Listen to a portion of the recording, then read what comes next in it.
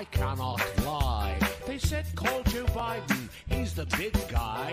What will it take to plant the seed? Hunter said Boris, here's what you'll need. You need some cash.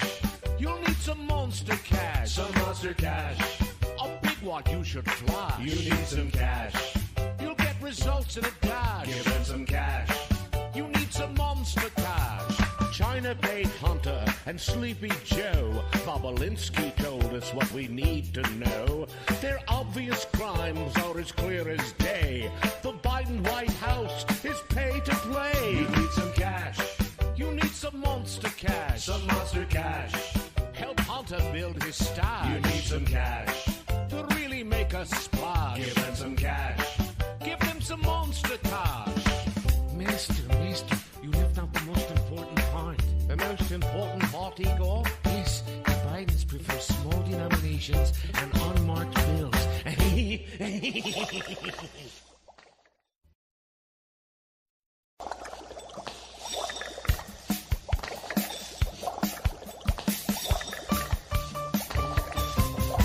I needed a favor, I cannot lie. They said call Joe Biden, he's the big guy. What will it take to plant the seed? Hunter said Boris, here's what you'll need. You need some cash.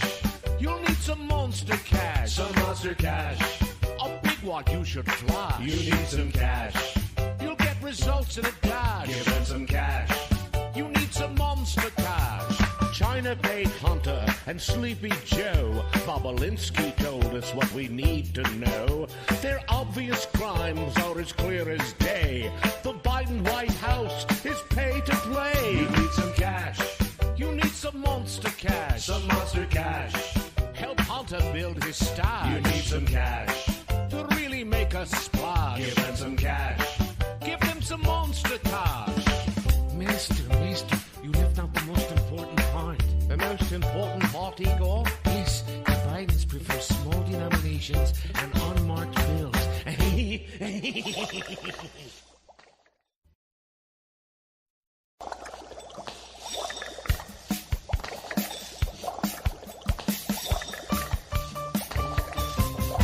I needed a favor, I cannot lie. They said call Joe Biden, he's the big guy.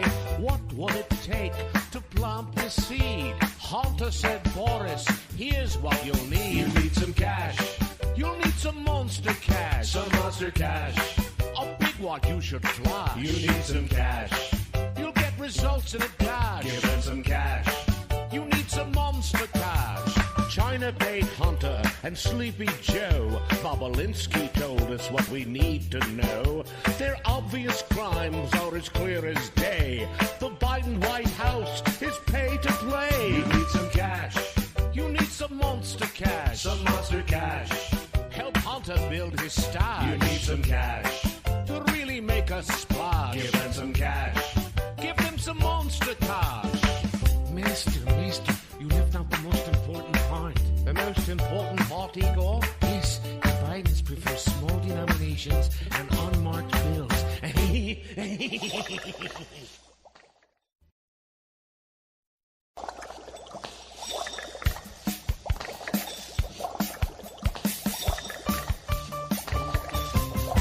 I needed a favor, I cannot lie. They said call Joe Biden, he's the big guy.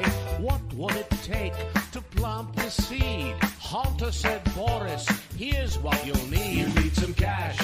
You'll need some monster cash. Some monster cash. A big one you should flash. You need some cash.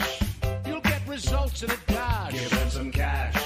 You need some monster cash. China paid Hunter and Sleepy Joe. Bobulinski told us what we need to know. Their obvious crimes are as clear as day. The Biden White House is pay to play. You need some cash. You need some monster cash. Some monster cash. Help Hunter build his stash. You need some cash. To really make us splash. Give them some cash. Give them some monster cash. Mister, And welcome not the most important to Mary Walter Radio. Hello. How are you? I am amazing. Oh, good. I saw you talking to somebody. I tried to put you on a little sooner, but you were yakking, so I had Had to cut you off. They were all in the studio with That is my work husband, James Rabick, producer extraordinaire, great guy, and a good friend. So I'm glad you're here. I just slid in the seat and made it on time. So thank you. Appreciate that. I did. Is that a Trump hat that you have on? Call it that if you want. It's technically, not. It's red. Sure. Makes the other guy angry. I'm pretty happy. Oh, there you go. Al says, I've missed you all. Am I obsessed? I hope so. Hope he loves them. Hope he loves our podcast. Love the music. Yes, thank you. That is, if you want to check it out on YouTube, go to Jim Gossett Comedy. He does a bunch of parodies, and he always sends them to me. We'll have another one next week for Halloween again. So he's fantastic. And he does great, great parodies. So thank you so much to Jim Gossett Comedy on YouTube. Let's see. The Dark Messiah is here again from Melbourne, Victoria, Australia. Boy, welcome. Yeah. What time is it there? Oh, I can't even do that math now. They're pretty far out there, right? They're like 12 hours ahead of us because it's on the other side of the world, right? Yeah. So 7 o'clock in the morning? That's not too bad. I know to you that's early, but for most of the world, it's okay. Oh, right. That's true. Yeah. Forgot about that. And Ed's with us. He said that was the greatest song I've ever heard, Monster Cash. Yes, it was. So go check out cool. Jim Gossett Comedy on YouTube. So we have a ton of stuff to talk about tonight. So I did weed out a bunch of stuff, but there were so many good stories that I wanted to include in tonight's show that I thought a lot of people probably haven't heard. If you've heard these stories, I apologize. I can't pick stories that literally no one's heard of because that could be just so remote and boring. So these are all what we try to do politics, as you know, on Thursdays. And on Tuesdays, we have Life with Mary Walter, which is more of a fun show, lighter topics. On Tuesday, we explored the afterworld and people seeing. And I have a story that Al shared with. Al DM'd me his story because he was in a coma. It was like legally dead for, I don't know, 18 minutes or whatever it was. So he shared the story with me. And he said I can share it on the air. So, and somebody else shared a story with me as well. I don't know if they want their name associated with it, so I'm not going to say it. But so I will read both of those messages that I got from them, if you will. Yes, follow-ups. Very quickly, just two programming notes in a sense. Programming about TV. So I just caught, my husband and I were just watching. Did you ever watch Reno 911 when it was on the air? Yeah. Hilarious, right? Yeah. Very crazy. Okay. They've got the original cast back, including Niecy Nash, including Wendy Covey McClellan, who plays the mom on the Goldbergs. Yeah. The guy, the black guy who's also in the Goldbergs, who works in the furniture store. He's back. Like, they're all back. They have the whole original cast back, and they've relaunched the show. It is so irreverent, will insult so many people, and I love it. It's hilarious. It's on Comedy Central, Reno 911. It's so funny. Nice. I'll just give you a hint. So this last episode, the first episode that they had on last night, it centers around the fact that their statistics from the state show that they've never shot an unarmed white person. So they decide that they're going to fix that. I'm so watching this when I get home. In a very Reno 911 way. It's fantastic. It's so good. I'm so glad you told me I do a segment on one of the O&D shows. We do like a movie day TV segment. And there's times I come in there, I'm like, I just watched YouTube. Like, I don't have any to watch. And I'm like, I need a new show real bad that I can bring in and go, I watched something. So Reno 911 relaunch. I am so in. And I love the fact that they're not being politically correct. Like, there is a scene in this that is so politically not correct. It's hilarious. Yeah. Like, you can't make a politically correct show. And that's the reason, by the way, if we're talking about politically correct as far as it goes politics in the universe, why you don't have good comedic movies anymore. Nobody wants to take a chance on a comedy anymore. They're too worried about the results. And I'm like, yeah, well, Ed says Reno 911 canceled in 3, 2, 1. But here's the thing. The really politically incorrect scene is led by Niecy Nash, who is a woman of color, who I'm not going to give it away. She's not remotely correct, though. If you ever hear her talk in interviews, she's Yeah. not politically correct at all. It's great. You know, none of that culture for her. It seems like she's very like do So her own. funny. I think that's happening. You know, that's Yeah. I I think thanks to Dave Chappelle.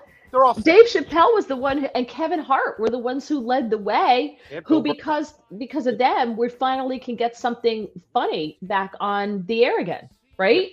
Yeah. Okay. The other show I just want to tell you about, I'll talk about it on the Life with Mary Walters show too. But there's a new show on TLC. Now TLC, you know, great for my big, you know, my 600-pound life, you know, those types of shows, Honey Boo Boo, they kind of went astray. They are back with an amazing show. It's out of England and it's called Baby Surgeons. No, it's so good. They follow this special neonatal team in England. Is the music still playing? It is. Hold on. Background. Yeah, there it is. Sorry about that. I do bed music on the radio all the time. Sorry. Very bad. I should know better. But they follow this neonatal team and they follow them saving babies' lives that haven't been born yet. Oh. It's amazing what they do, and these families and the decisions they have to make. Like last night, it was a woman who had 3 babies, triplets, and one of them died. And they knew one died. So they had 2, and they knew that the one was growing real fast and the other one wasn't growing fast enough. And so the bigger one was taking more of the blood supply than the little one. So they were going to carry it 1 more week. We're going to take this as long as we can, but we may have to deliver them early. And we'll probably have to do a C-section because the one that, you know, is not thriving may not survive a vaginal birth. Right. And so they're like, okay, they come back the next week and that baby had died. It's just in our culture of everybody being abortion, and it's not a baby, it's a clump of cells. This show, man, if you have like a teenager who thinks that it's just a bunch of cells and not a baby, have them watch this show. It's unbelievable. Yeah. It's the best show. No matter what side of the aisle you're on, what people go through to save that life. And they refer to it as a baby. They don't refer to it as a clump of cells. And you could see the heart beating, and you could see the brain, and you could see, you know, the fingers and the toe. Oh, TLC finally got a show in which people actually learn on the Learning Channel. Yes, because you told me TLC in the name of this show, and I'm like, oh, how are they going to mock this process? Like, is it about the lives of the doctors, or is it like, well, how are they TLC mocking this process? Now you're telling me it's a serious show about real giving care. I'm like, okay, great show. So those are my 2 recommendations. So I thought you were going to ask me if it was like actual babies who are surgeons. That's what I thought you were going to go. Oh, and one more thing right now. I cannot stand Joe Biden because I am freezing because the heat is not on in our house yet because we use natural gas and it's so expensive. This little white shirt you see, this is long underwear that I have on in my house under a sweater because it's so cold. I'm hating Joe Biden right now. He's not my friend. So I just had to put that in there. Maybe some of that national supply we have over your way, you know? He's letting that go at a rapid clip. China. Oh. Yeah, you send that to China. You know, so at least they're warm. No, they're getting, well, that's a whole other topic.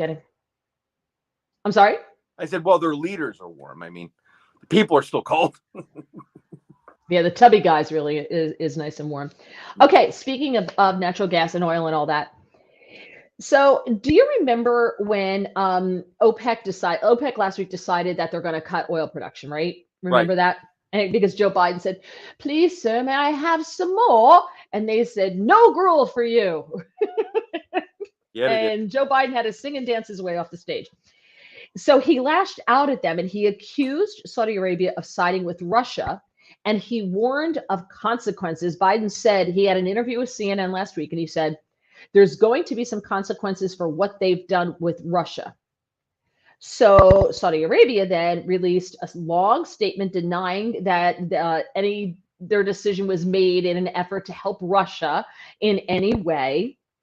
Now, a Saudi prince who is related to the crown prince came forward and issued a warning to Joe Biden, saying that anybody that challenges the existence of this country and this kingdom, all of us, we are products of jihad and martyrdom. It was a video that he posted Sunday on Twitter. That's my message to anybody that thinks it can threaten us. They should have paid in 2001. Joe Biden is 21 years too late. You know, they should have paid for what they did in 9/11. Blame people back then for this nonsense country. Like whatever they're doing is fine, but they haven't been the best of friends to us at times. So, right. I mean, I may understand his anger, but it's slightly misplaced if you thought right before they did this, they were our buddies. You know, right. Like, are you crazy? Like, it's Saudi Arabia. The Abraham Accords, you know, when Donald Trump went to Saudi Arabia, they greeted him with that sword dance, which is like a big deal to do for not like very few dignitaries get that. They did that because he was uniting the Middle East against Iran, which Saudi Arabia knows that they are out of control and a big threat. And Joe Biden blew it all up, no pun intended. Speaking of Joe Biden. Yes. And I will put the links to all these stories in the descriptions on YouTube. So if you want to go into depth into some of these stories more yourself, I will have all the links there for you. Okay. Got it. According to the Daily Mail and some new leaked emails, we find out now the group, the Kazakhstani Initiative on Asset Recovery, it's an anti-corruption group based in Kazakhstan, apparently. They obtained documents. So Hunter Biden's laptop contents are all over the world, right? Which is a big, huge security problem for us, right? But we're all going to pretend like it's not happening and it's Donald Trump's the bad guy. It's Donald Trump's fault. And the rest of the world's laughing at us because they all have Joe Biden by the short ones. We find out from these leaked emails that were put out, given to the Daily Mail by this Kazakhstani Initiative on Asset Recovery. It is led by a guy named Kenes Rakishev. He is a connected Kazakh businessman. He's a partner of Hunter Biden's. And he gave him this Hunter Biden partner gave this initiative the screenshots of these documents. And he is the brother of Yelena Baturina. Now, Yelena Baturina is the oligarch. Her husband was the mayor of Moscow, the former mayor of Moscow, and they had to flee because of corruption charges. They had to flee to London, and he has since died, and she's a widow. And we know she gave him $3 million, but we never really knew what for. Well, according to these documents, Hunter Biden reached a $40 million real estate deal in 2012 while Joe Biden was vice president with Yelena Baturina, whose brother is the one who allegedly gave the screenshots of these documents to this initiative, to this anti-corruption initiative. So I don't know why he did that. Maybe they're fighting. Maybe things didn't, things aren't going to go well at Thanksgiving this year. I don't know. All right. So this deal is connected to that $3.5 million fee that she paid for Hunter's real estate entity, and she did it to access the American business market. All right, she wanted to get into the American market, pay off the vice president's son. He'll get me in. He'll negotiate the sweet deals. I'm going to make a lot of money. It was structured as part of a pooled real estate fund to be allocated into long-term investments that Hunter identified as profitable in the United States. So like we've got this big pool of money, a bunch of people put money into this pool, and then Hunter is going to be in charge of saying, oh, this is a good place to buy. This is a good deal. This is a good deal. And that's what was going to happen because, Hunter Biden has his real estate license, I'm sure. Okay. So his overall acquisition plan included acquiring 7 office buildings throughout Texas, Colorado, Alabama, New Mexico, and Oklahoma. Hunter's real estate fund was Rosemont Realty, remember, with Devin Archer and the Hijinx kid, John Kerry Heinz's son, that guy. I can't remember his first name. It had apparently raised a total of $69.7 million to invest into 2.15 million square feet of office space. Hunter's firm put $15 million of its own money in the fund, and it's unknown where they obtained that money to invest. And it's amazing. The IRS knows if I don't declare like an $11 check on my returns, but we're not sure where Hunter Biden's firm got $15 million. I just don't know where that came from, but your $11, you owe tax on that. Yeah, exactly.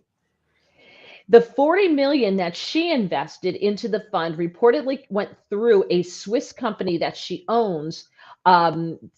It's a plastics company. It made her like the richest woman in the world. Wow. In 2015, her brother was photographed with Hunter and Joe Biden, who was the vice president at the time.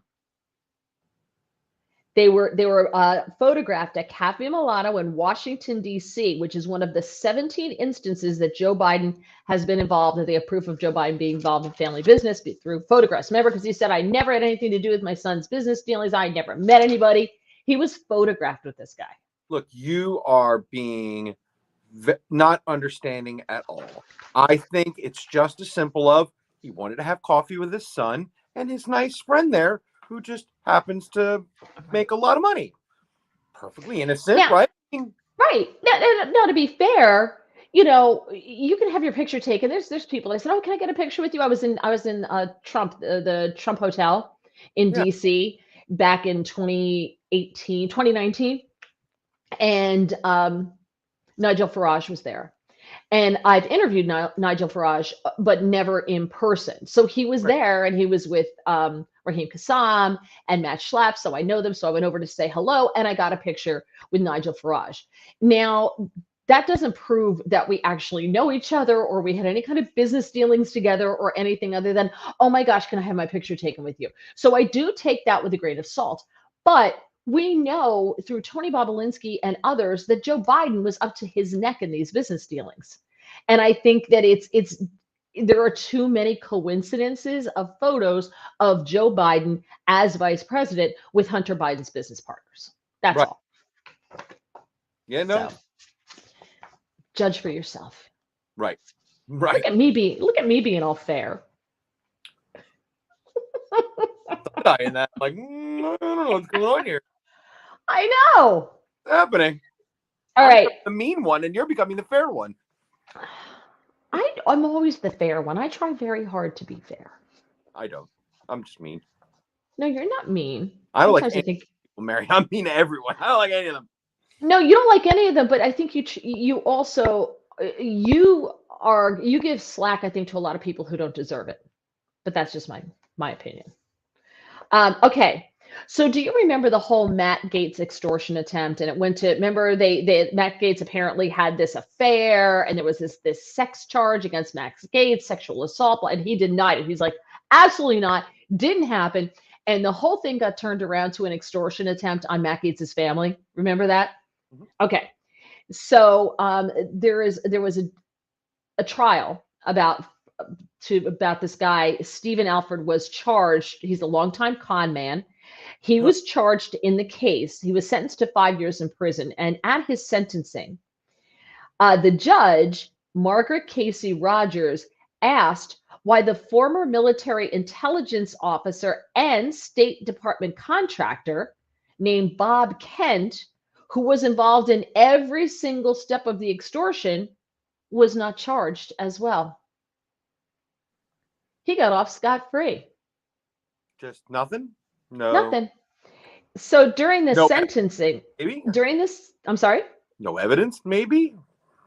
Well, that's what the prosecution was claiming. But the judge says, they said that they don't have any evidence. And so she said, is that why he's here, meaning Alford, but no one else is here in terms of charges? And the assistant U.S. attorney, David Goldberg, and I just went through this, it's not word for word, says, no, he's here because he's the only one the government has evidence committed a crime. I don't think the government, certainly not me, has ever asserted differently. And the judge says, it seems like Mr. Gaetz might think differently.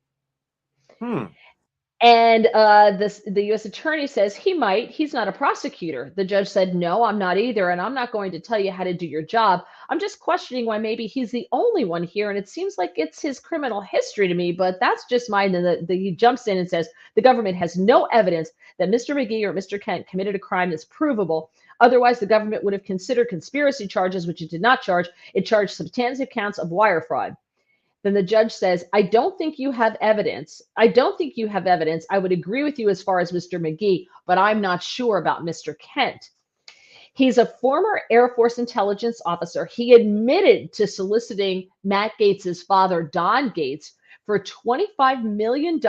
Ooh. And in that solicitation, he claimed that money would be used to free Robert Levinson, who was an American held captive by Iran. So he is the one who made the contact. Okay.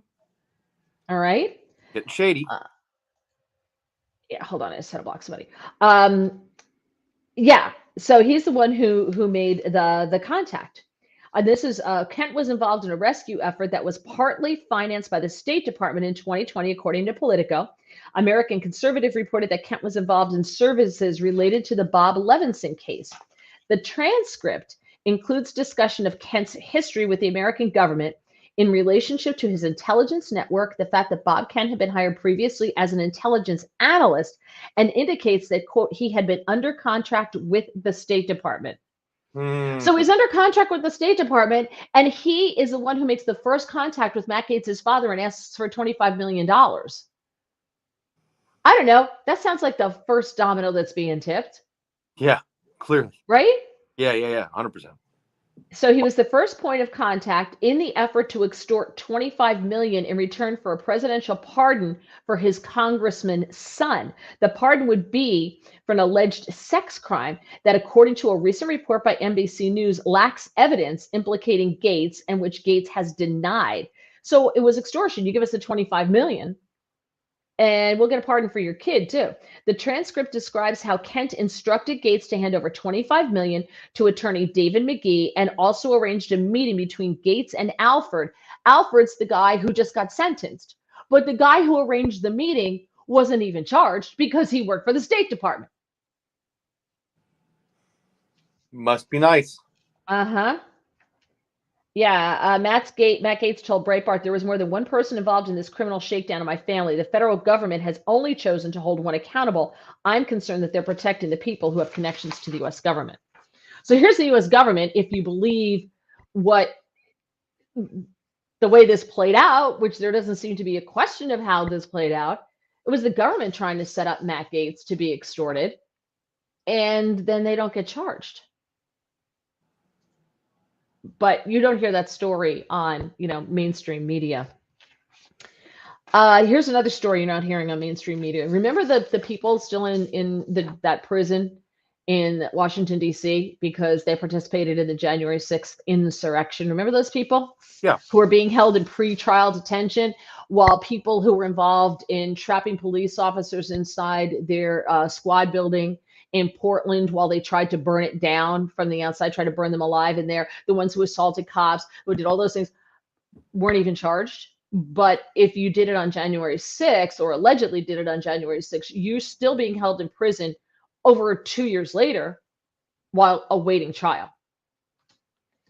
Well, 34 of them wrote out on 7 pages of yellow legal pad paper, which was recently submitted in federal court. They described conditions in the jail as having, quote, medieval standards of living. Now, this is from NBC. This is an NBC story. Wow. Medieval standards of living and hellacious conditions that it, quote, insists on tormenting its traumatized guests with. They demanded that their problems be addressed, saying they no longer want to be trapped within the wretched confines of cruel and unusual punishment. They said that they continue to endure things like begging for help, water, or medical aid. They say they're not allowed visitations. They're not allowed access to religious services. They're not allowed access to their attorneys. They said that their laundry has been returned with brown stains, pubic hair, and reeking of rape urine. Ugh. They said they have found worms in their food and have not been provided with calorie counts for meals. They said due to malnourishment, they have experienced hair loss and loss of eyesight. They have seen mice and cockroaches in their cell blocks and have seen rust in the water and black mold on walls, floors, and vents.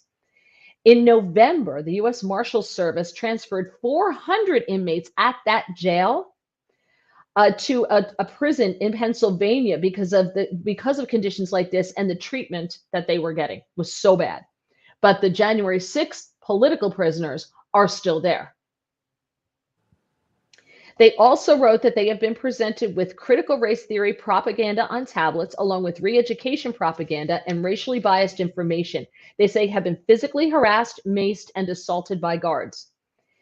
They say in their letter, quote, "We hereby request to spend our precious and limited days, should the government continue to insist on holding us captive unconstitutionally as pretrial detainees, to be transferred and reside at Guantanamo Bay." They said that the Cuba facility provides nutritional meals, routine sunlight exposure, top-notch medical care, and is respectful of religious requirements, and has centers for exercise and entertainment, which they're getting none of in the January 6th prison. That's tough. I just want to know, where are the Republicans? Well, on any side, if you're a human rights person, even if you think like, hey, they deserve to pay for their crimes, they don't deserve that, right? I mean, no matter which direction you are on this thing, like, nobody should be treated inhumanely, right? Like, this is America. True, they shouldn't be treated inhumanely. They have not gotten speedy trials. Some of these people, why are they in pretrial detention? Because they're such a threat. If they're accused of assaulting police officers, as some of them are, why are they in pretrial detention, but other people have their charges dropped when they assault police officers? I mean, no doubt the speedy trial thing is out the window in most criminal cases at this point in the world, but that's no reason to treat somebody inhumanely. But it's no reason to hold them in pretrial detention either, forever. Got them bailed. Do whatever you got to do, right? Just don't have them sit there wait. Right? Agree. It's inhumane. So that is just and awful. Again, it's not whether you think they deserve to be punished or not. We're talking about treating people like human beings. Charge them, try them, convict them if you want. But you get my point. Like, trials happen, things happen. That's how it works in the world. You can be on either side of this, but nobody should be for people being treated. Just nobody. We're not this people. 100%. We're not that country. Well, apparently, when it comes to political enemies, the government can do whatever they want. They don't get charged for their crimes. They're protected. And if you're on the wrong team, quote unquote team, you will be charged more harshly, be treated more harshly than anybody else, and you will be driven into the ground. You'll go blind, you'll lose your hair. They're going to break you and ruin your life, and that'll teach you to be against them, and that'll teach you to voice your dissent. Like, I don't know, China does that too. Think of how long this has been building, right? I bring it up somewhat often, but I see we have new people. Hi, Bonnie G. So I'll say this again. We watched the government kill Jeffrey Epstein. We saw it happen. They called it a suicide. We knew it wasn't. There was plenty of evidence about how this was real hinky. And then, unfortunately, just as much as we blame them, you almost have to blame us a little bit, because we all, myself included, just let it go. We just stood up to, well, I guess the government's done that. And they have done that before. We just guess that's just the government. But we all knew it was wrong, right? Like, we all knew that was wrong. And we just all, including all those politicians that maybe some of them might have been on a list. We all just were like, okay, it's great. It's fine. I guess it happened. I guess he's dead. I guess they just silenced somebody who could hurt a lot of people. That's why I'm shocked that Ghislaine Maxwell's still alive. We know why she's alive. What has she said? What has she said? She named any names? No, but did Epstein? No, Epstein didn't name any names. He was about to, though. He was going to name names. He was definitely going to roll. No doubt. Why do you think he's dead? You think he's dead because he wasn't going to roll?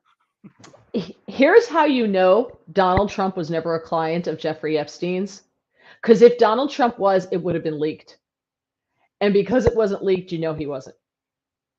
I don't know that I buy that, but that's not the worst logic. Well, Donald Trump did throw Jeffrey Epstein out of Mar-a-Lago when he found out that he solicited one of his, like one of the girls who works there. He solicited her, and when Trump found out about it, he threw him out and barred him from Mar-a-Lago. I don't even buy that story, but he did. No. Really? Oh, no. Why? Oh, I don't believe in Trump's morality at all. Trump's ability to create a great economy, sure. His morality, there is loads of years and stories of him and parties and people.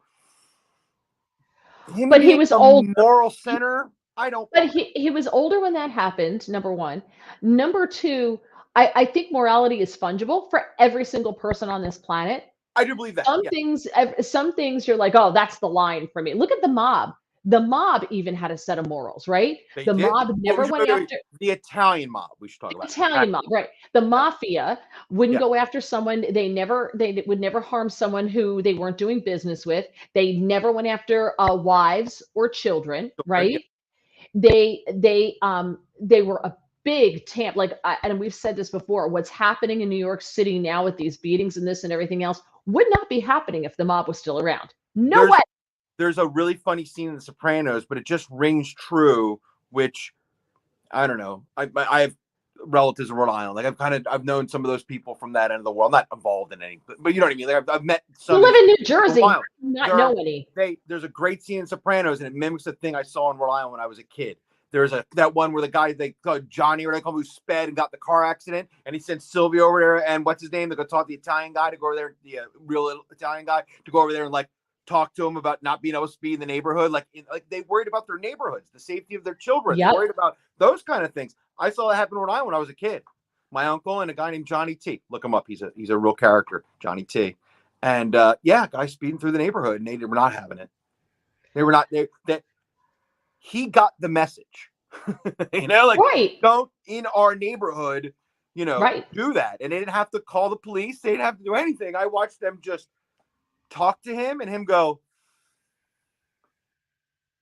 drive like an old man away, like that was real powerful message. Well, of course. But everybody loved John Gotti. Remember, the people in the neighborhood loved John Gotti because you could walk the streets at 2:00 in the morning and nothing would happen to you.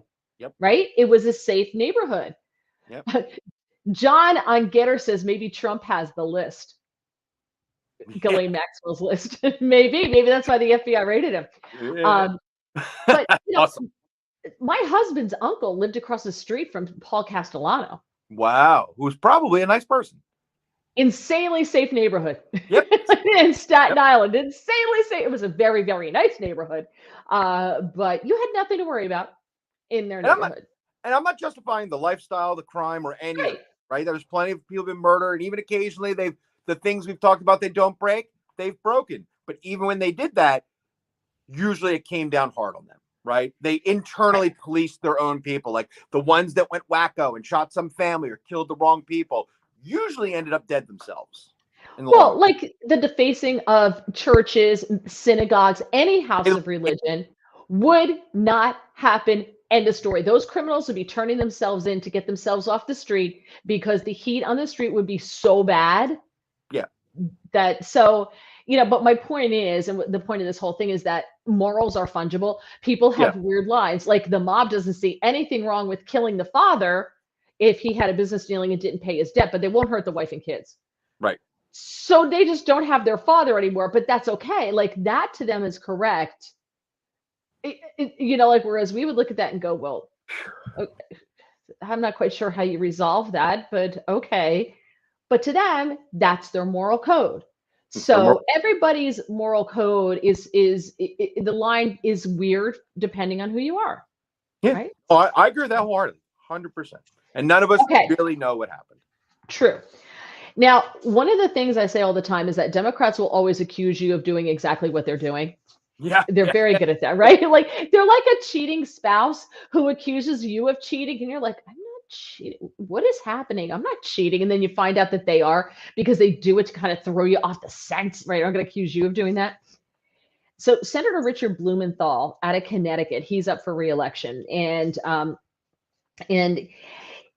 somebody dug into his past, because that's what we do now. We dig into your past. We found something that you did years and years and years and years ago, right?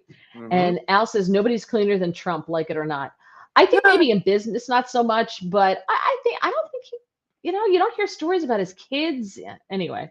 Okay. So they dug into Blumenthal's past, because this is what Democrats do, right? They dig into your past. But if you're Ralph Northam, the former governor of Virginia, and you showed up in blackface in your college yearbook, you get a free pass because you're a Democrat, right? Or maybe he was in the hood. He can't remember which. That's okay. They get a free pass, but it exposes their hypocrisy. Yeah. So Blumenthal, according to images and documentation listed in the 1963 yearbook for Riverdale Country School, which is a private school located in the Bronx, notice that hypocrisy. Democrats are against school choice, but he went to a private high school in the Bronx. So there's that. And he was the school's president of the school student council.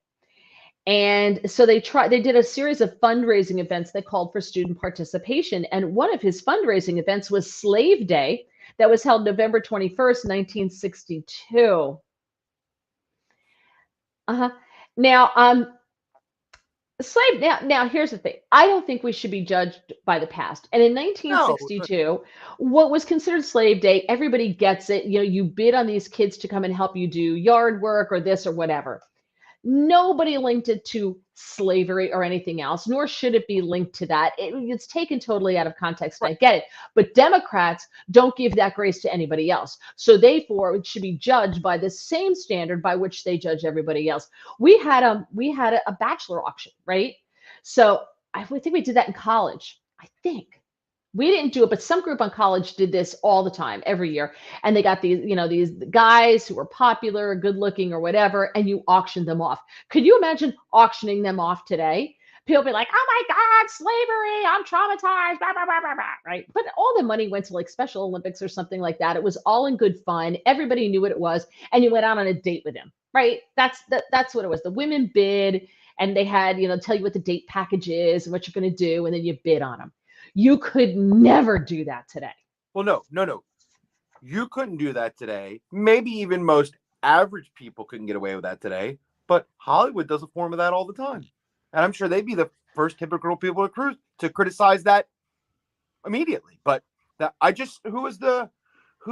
it Jennifer Lawrence? The one that was telling a really funny story about bidding and like the whole thing. Like she thought she was going to end up with I think a really hot guy, who's our traditional Brad Pitt. Like how she was hoping Brad Pitt would buy her. Like, this wasn't 50 years ago. This just happened. I know. So my point is like, hypocrisy's everywhere. But I'm sure there's people in Hollywood, not minus that charity event we're talking about, would go, oh, if you did that in a school, you're a horrible human. Right. Like saying master bedroom, which you can't say anymore. You can't say I don't understand. I know. I don't understand. It's the main bedroom now. Are you kidding me? Oliver's back. The camera just went like this. Yeah. Does that mean you can't get an MBA anymore? You can't be a master of a trade anymore? It's so dumb, so stupid, and I refuse to give into that. I think it's dumb. And once you give into it, they win. I don't give it anyway.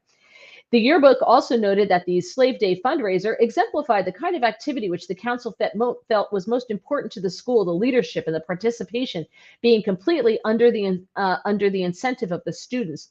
Now, after that, he went to Harvard. He served as editor-in-chief of the Harvard Crimson, the student newspaper. And while he was there, he used a term that is now considered a racial slur. And I didn't even know this was now considered a racial slur, where he did a 1966 article for the Crimson titled Summer School Project Set for Negro Students, which described a program for African-American students to study at Harvard, Yale, and Columbia in preparation for graduate school. 20 Negroes from Southern colleges will study here this summer under a new program organized jointly by Harvard, Yale, and Columbia, blah, blah, blah, blah. Now, in the 60s, they apparently had a debate over whether the term Negro was a racist term. And by the mid-'80s, you're not supposed to use the term Negro. And nobody uses that term anymore, except for the United Negro College Fund. Right. And what about the National Association for the Advancement of Colored People? Their grandfather.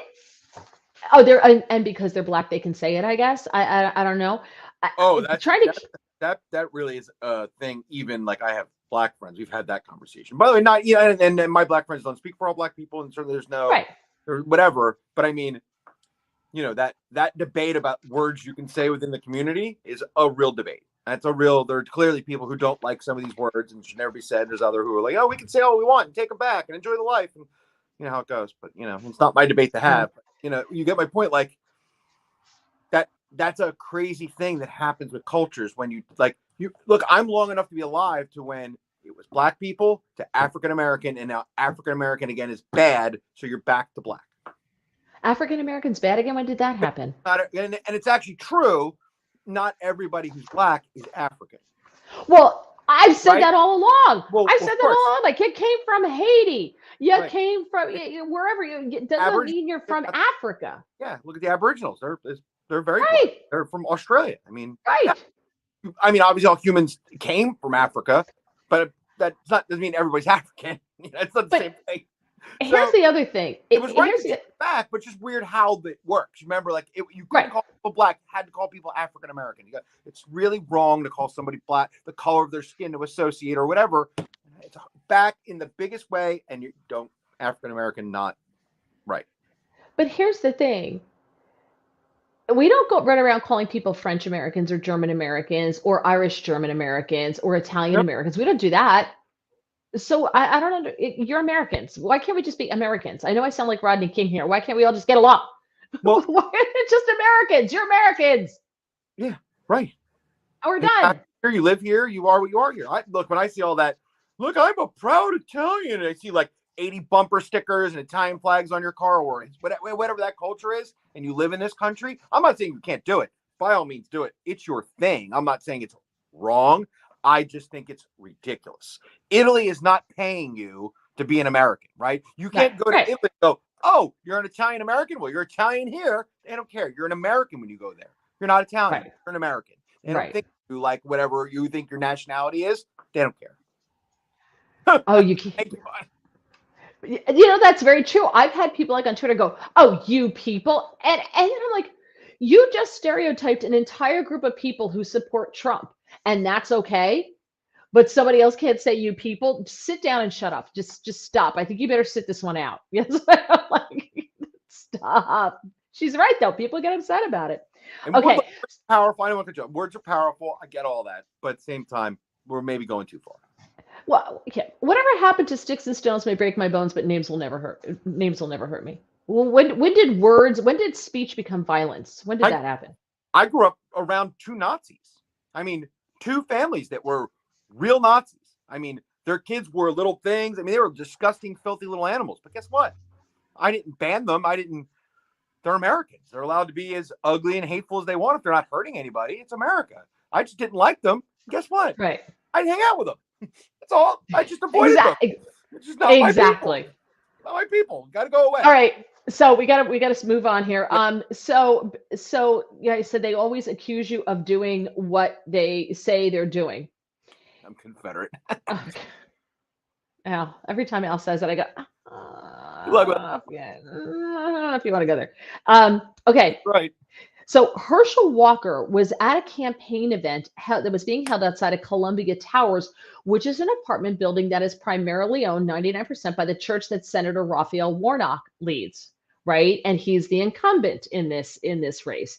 And he, apparently his organization, these people are being kicked out. They're being evicted for not paying rent, but it's for people who are poor, this housing apartment that he owns, right?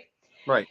So Fox News reported that multiple witnesses at the event, including people from the Walker campaign and other media members, heard protesters shouting, this is one guy, this is all a stunt. He's nothing but a house N, shouting at Herschel Walker.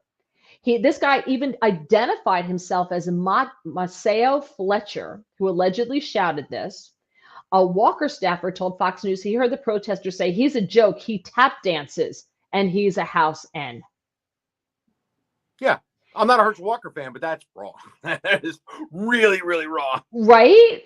Yeah. Right? 100%. But it's okay if they say it, right? right? It's okay if they do it, then it's all right. But because they are the racists. The protester reportedly refused to answer questions when Walker's staff pressed him about what he shouted. Now, they also told Fox News that the protester was actually a Warnock donor who goes by a name other than Maceo Fletcher. However, Fox has not identified those claims. Warnock, his church is attempting to evict tenants, according to the Washington Free Beacon. His church is attempting to evict tenants for as little as $28.55 in past rent during the pandemic. But he's a reverend. He's a good guy, you know. He's the upstanding guy. Senator Warnock earned $120,000 in pastoral salary and an additional $7,417 monthly housing allowance from the church, and that's all on top of his $174,000 congressional salary. And he is, according to the Washington Free Beacon, evicting people for as little as $28.55 in back rent. So what is that race in Georgia really about? We've got two candidates there who clearly are not worthy of their jobs. One shouldn't get it, and one doesn't deserve to have it now. Like, this is why shouldn't America? All we care about is seats. Is that based really on what? Wait. Why shouldn't Warnock? Why shouldn't the incumbent be reelected? Oh, why? I mean, what's his name? The Reverend who's a terrible human? Warnock. Yeah, because he's Why? a liar, right? Okay, everybody's a liar. Everyone's told a lie. Everybody lies. Politicians do it more publicly than others. But other than that, why shouldn't he be reelected? Well, that's for me. That's a big line for a politician, is being a liar. That's a who's okay with your federal employees being horrific liars? And by the way, we both know so many are. But how is that not why we're in the position we're in now? When again, Schumer, McConnell, right, or whatever, like every time reelected, nobody likes these people. Nobody. We know they're terrible humans. We keep reelecting them because of a seat. It's bad. I agree that's bad, but politicians lie. I'm more concerned with his positions on certain issues. That to me is why he shouldn't be reelected, not because he lies, but because of his position on issues. Why shouldn't Herschel Walker be elected? Lies. Yeah. Okay. You would never have any politicians at all because you're not fit to be a politician. I'm not fit to be a politician because I've told lies, and I'm sure you have too. You would never have anybody then if that's the standard. There isn't one person walking the face of the earth right now who would not be allowed, would qualify as a politician if you told a lie is the bar. So, but why do you believe then that they're going to go forth and do the thing that they're supposed to do in the positions they quote unquote have? How many of these people are going to do stuff like we're sitting here talking about? They don't do anything about the January 6th people sitting there. How many Republicans are sitting silent doing nothing? But now, then I don't reelect them. I'll bet when they talk though is these people should be out of jail. These people should be something. How many are doing anything? And they're not doing squat.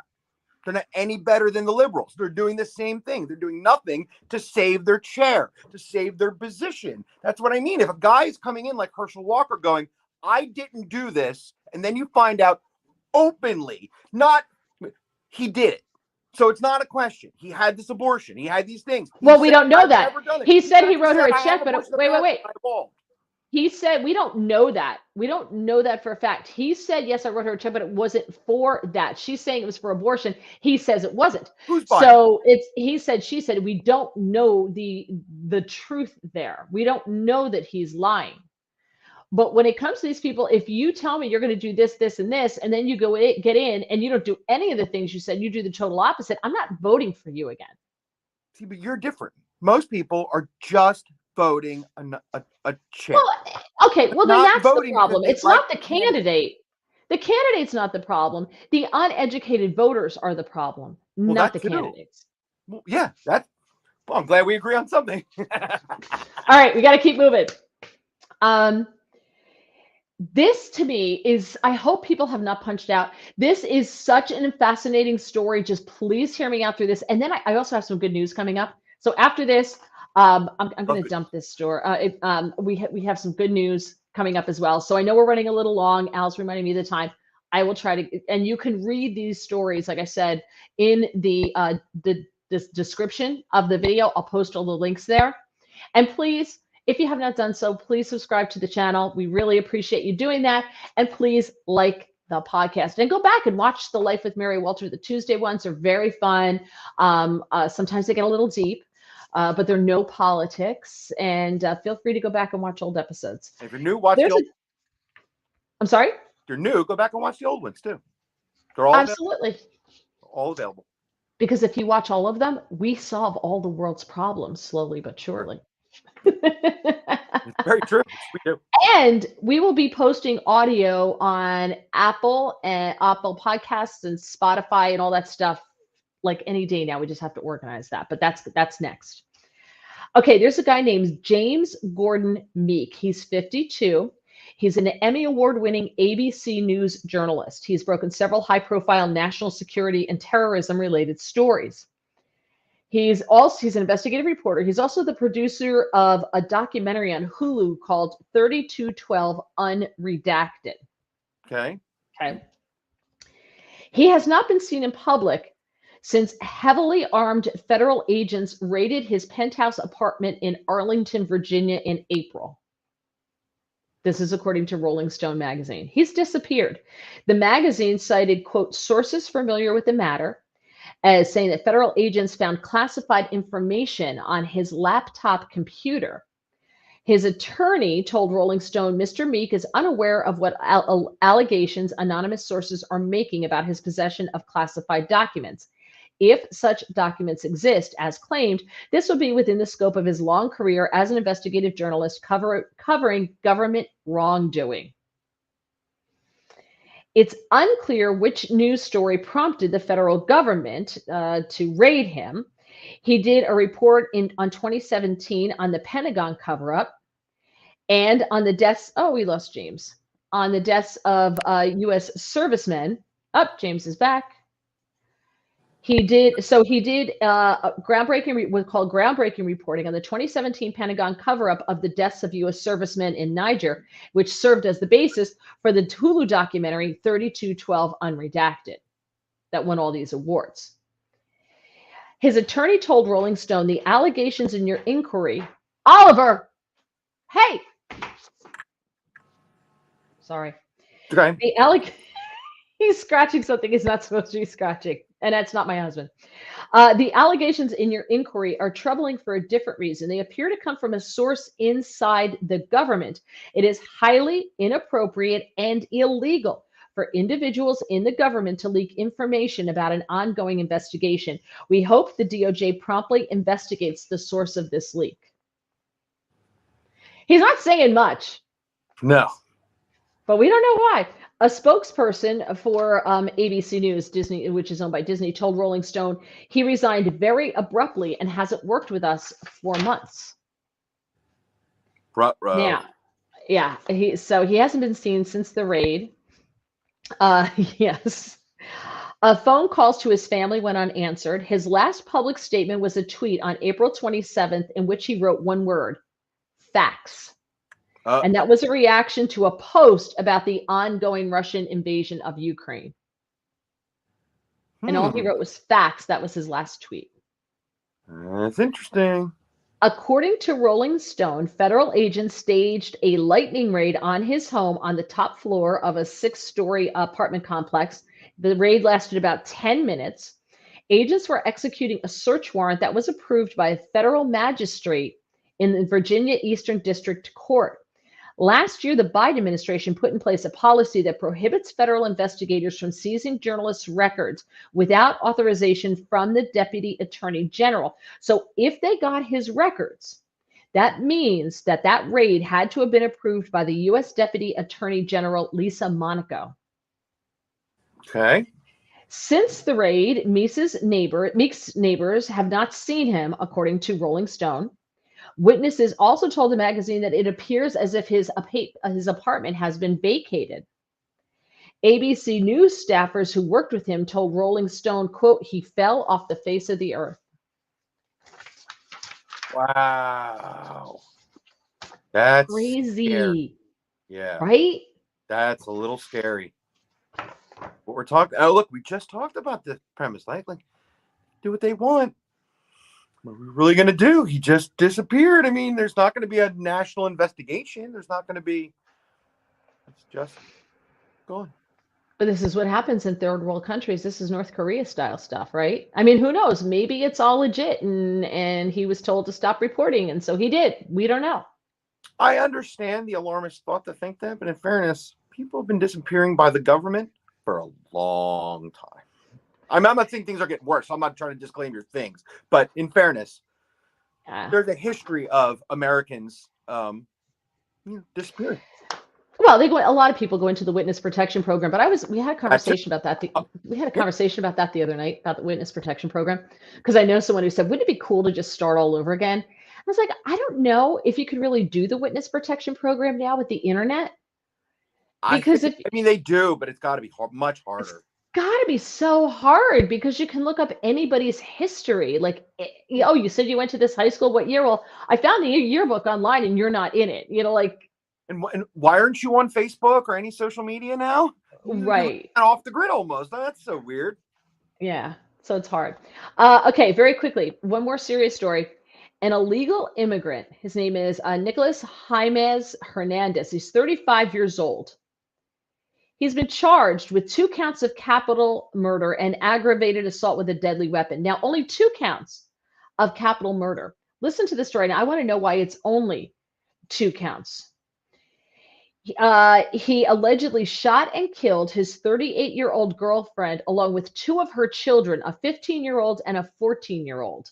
And then he went next door after he did that, and he shot and killed the 47-year-old woman who lived there and her 20-year-old daughter. So he killed 5 people, but he's only been charged with 2 counts of capital murder. I don't understand. Yeah. That doesn't make any sense. I mean, 2 will put you away for life, but. Yeah, and he was here illegally from Mexico.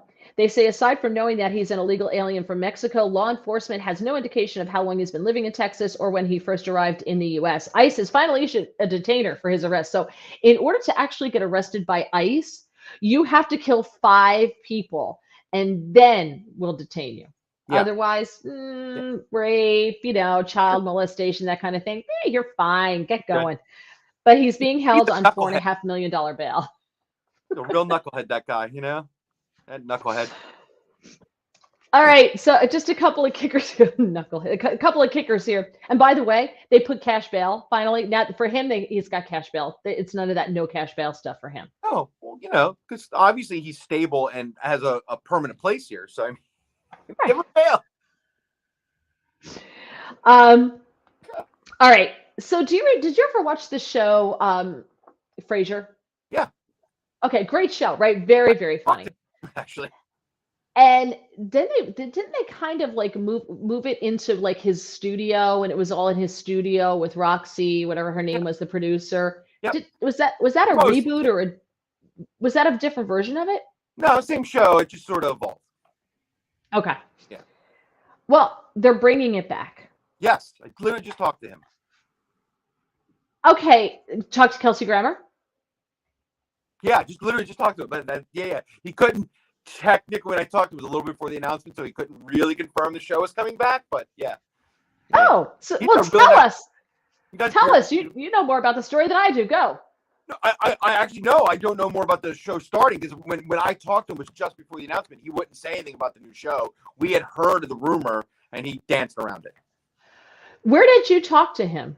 Well, twice. I talked to him on 3 times actually. Over on O&D recently, and then just as the AC Beer Fest, I interviewed him there for his new beer company, and then a few years ago with our buddy Mark. Okay. By the way, your audio is a little wacky. I thought something was going on. That's why I was checking my phone. Something sounds weird to me too. Yeah, it sounds weird. Well, so here's my thing. They say it's not a reboot. They're going to address the loss of the guy who played John Mahoney, the actor who played Martin Crane, who was his father. They're going to address that. I mean, has Hollywood run out of ideas? I mean, they did this with Will and Grace. I loved Will and Grace the first time around. I thought Will and Grace was hilarious. And then they brought it back, and we recorded it. We started watching it, and it got all preachy and political and politically correct. And they were making fun of Trump and Trump supporters. And I was like, and we punched out. Like, do they have to reboot everything? And he says it's not a reboot, but have they run out of ideas? Yeah. I just did a report on that TV thing I was telling you about. And the joke was I played because I did just recently watch like some of the top network shows, and the writing is all, like, you watch NCIS Hawaii, the writing is so bad. In some of these legacy shows like Law and Order SVU, like it's not the writing of 10 years ago. The writing now is not only is it PC, even if it's not PC, it's just bad. Like Right. giant plot holes and really stupid things, like, and real formulaic. It's like not. It was terrible. I watched some of the top comedies, and they're real, just again formulaic and super PC and real this. And I'm like, Right. why people are going to streaming services? Because networks have run out of ideas, and the ones they have are terrible. Yeah. Do me a favor, just like leave and then come back. All right, because your audio's real bad. Bye. Okay. 2 more stories were out, and the last one is sad, but it's a good story. I want to leave you with something happy. So, but this story creeped me out. I was just on a plane a month ago, right? We were flying all over the place, a couple different flights here, there, and everywhere else. And this is a United Airlines flight. And we were, oh my gosh, we were on United, but we weren't coming from Florida. And this is the reason why I won't move to Florida. There was a snake on the plane, and it was in business class, and it turned up on the flight from Tampa, Florida, just before they landed in Jersey at Newark Liberty.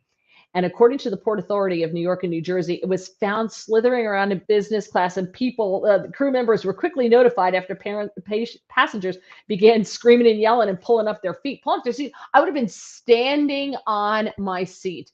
And I don't care. You can yell at me. You can have the marshals take me off. No way. I would have been in the overhead compartment with the door shut. No way. No mas. Not happening at all. No, no, no, no, no. No, James has, I think, a Phillies hat on, which is even worse. So, yeah, they say it's unclear how the snake got aboard the plane. This is why all my friends are like, why are you still living in New Jersey? You should move to Florida. Come to Florida. Florida's great. Florida's this. Florida's that. Florida is like Australia. Everything there can kill you. When my friends, I've talked to a lot of friends who live in Florida, and I was talking to them after the hurricane and before the hurricane, during the hurricane, and you just see like water flowing down the street, and they can't go anywhere. And James were talking about a snake that got on a plane from Florida to New Jersey. And everybody was losing their minds. It was a garter snake, but still. No. And this is why I won't move to Florida, because my friends were like, oh yeah, but you can't walk. You got to be really careful walking in the flooded water because of alligators and boa constrictors and pythons and water moccasins and all. I'm like, why do people want to live in Florida? I don't understand. 'Cause besides the taxes, everything there can kill you. An alligator ate a baby at Disney World. You're in. Oh, that's Disney right. World, Years ago. That was like 10 years ago. Displaced. Yes. That's like a couple years ago, right? That just happened. Think about that. Uh-huh. You think you're in the happiest, safest place in the country, and then a dinosaur eats your baby. It's a dinosaur. An alligator is a dinosaur, and it eats your baby. There's Mickey. There's Minnie. We're all happy. There's Goofy. Wee. Uh-oh. An alligator ate my baby. Oh God, I'm with you. Don't see that coming. No, I love. Of course you do. I'd have been the one with Steve Irwin with it. Ugh. Oh. Yeah. Oh. Tina is not afraid of insects, lizards, bugs on any level. Nope. Even that picture flips me out. Nope. She's amazing and brave. Yeah, I don't get it. Nope. Yeah. Nope. Well, you did not see the stories I was going to do, but this last story is about Disney, because I said, well, I want to end on somewhat of a happier note. But this guy named Joseph Masters, 83 years old, he lives in Florida, because as far as I'm concerned, Florida is where people go to die. It's heaven's waiting room, right? Mm-hmm. You move from New Jersey or wherever, you go to Florida, and see, Al, exactly. But see, I don't think think I would kill the snake if it's not poisonous. I would be like, could somebody please remove it and put it back in its natural habitat? I don't want to kill it. Don't want to see you kill it. Don't beat it to death. It's not the snake's fault, but could you please get rid of it? Yeah. See, spiders don't bother me, Tina. So there you go. And I find out we all have different ones. God save the queen. Yes, thank you. It's great. But anyway, so this guy he suffered a heart attack in the Magic Kingdom in Tomorrowland. And so that's really sad. 83 years old, right? Because again, that's where people go to die. They go to Florida. And his wife said they passed out when they were on this ride, and she began to panic. She began asking for help. She attempted to contact family members. As the ride came to the end, Disney staff and security responded. CPR was initiated. He was rushed to a nearby hospital in Celebration, because that's their little community that they have there. People like pay to live in Disney and celebrate. Yes, Al, I know it's 8:20. I got you. I'm trying. Don't pressure me. But he died, and it was later learned that he had a pacemaker implanted. He was diagnosed with an extensive list of medical conditions, including diabetes and hypertension. So his death was deemed natural, given all of the things he had wrong with him and the fact that he was 83 years old. So I'm like, and he had a blockage of an artery near the right side of his heart. Okay, so his time was up. He just happened to die in Disney. And so I'm like, see, this is why I can't I'm not a good ride person. I get motion sick. I'm that person who can go on like the children's roller coaster. Like I can't go. I can do the log flume if the drop's not too big. I can't do the cups because I will vomit within 2 seconds, right? So I can't do any of this stuff. But this guy was on the people mover. 83, bless him. Wow, he went out with a bang. But no, the people mover is the thing that moves you from one end to the other. That's not what I thought that was. It's like the little thing that you jump on and jump off of, like on the boardwalk down in Atlantic City and Cape May. Watch the tram car, please. Yeah. Like that thing, right? That's what he was on when he had the real excitement right there, huh? For some reason I thought the people mover was that big drop thing where you just go, you know? No. Oh, okay. I don't think you literal you don't put an 83-year-old on that. He was on the people mover, you know. Even that was too much excitement. Oh no. Now we shouldn't be laughing because this guy died, but the happy part of the story is his wife said that Disney was his favorite place. Oh, that's and so she said he died in his favorite place. So she's okay with it. That's amazing. What a wonderful way to look at it. Would you rather die in Disney on a ride, or would you, to him, it was a ride. Would you rather die there, or would you rather die in a hospital that's hooked up to a bunch of machines? I'll take the people mover in Disney any day, right? Look, it's not happy, but we had a long-term host here named Ed Hitzel, who's a food guy, and I love Ed. I loved Ed. He was an amazing human person, and he died in his favorite restaurant, the first restaurant he ever reviewed, eating the meal named after him, surrounded by his family and friends, and had a massive heart attack and just died right there. I mean, just over. Now, didn't see the table, apparently, from what I understood. And short of him being too young, in his 50s, and it's way too young, I can imagine a better way of going. Surrounded by your family and in a place you love, and just like that. As if God just took you, right. What do they call that? The, what is it? The awaken. What is it? The heart attack, the Widowmaker. When you have that heart attack? No. There's that thing like you get just taken up to heaven, like the chosen get taken.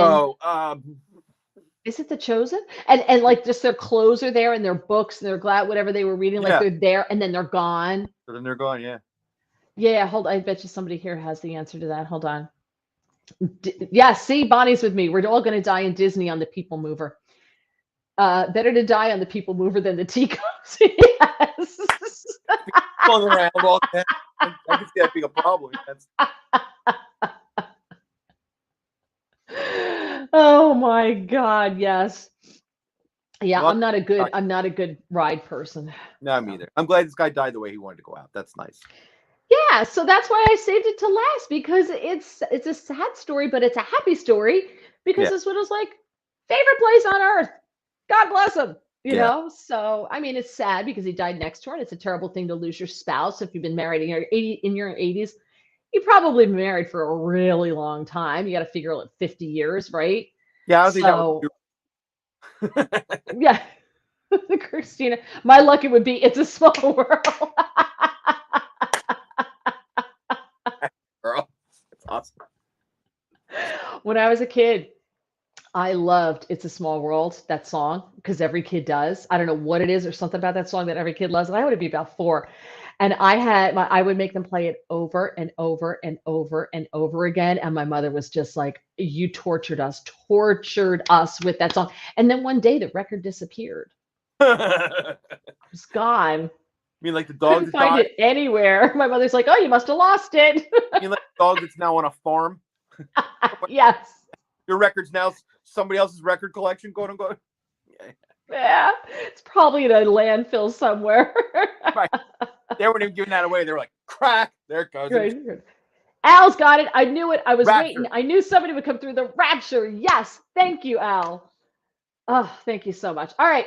So we're going to be saying goodbye. We will see you on Tuesday night, 7:15. We will be here, and we'll do. I don't know. Maybe we'll talk about things your parents lied to you about, because we kind of started that in the last show. Remember? Yeah. Lies your parents told you. Because my parents were brilliant when it came to lying. Oh my God. When I look back on it, and you find out later as an adult, and and my brothers and I would tell these stories, especially like at Thanksgiving, you get together for a family event, and my parents would be like, "Oh yeah, that was a lie." We're like, "What?" Like, we lie to you all the time. Yeah, totally. Parents are great. We lie to you all the time. Oh. So. All right, so Tuesday, 7:15 on YouTube and on Getter. Please subscribe. Please like the page if you have not done so. Please like the podcast. Go back and watch some of the old ones. Life with Mary Welch, if you want to try it, see what the show's like. That we have 3 under our belt, and we've had some fun with them so far. So we appreciate that. Links to tonight's stories I'll put in the description as soon as YouTube lets me edit the video. So have a wonderful night. Have a great weekend, everybody. James, don't get in any trouble. All right? Oh, all right. Sorry. We'll see you on Tuesday. Bye. Yeah.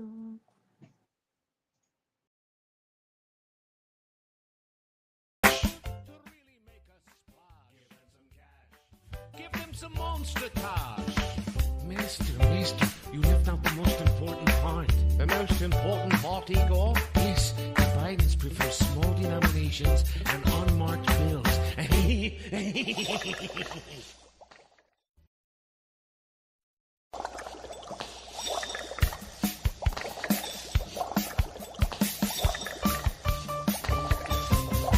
I needed a favor, I cannot lie. They said call Joe Biden, he's the big guy.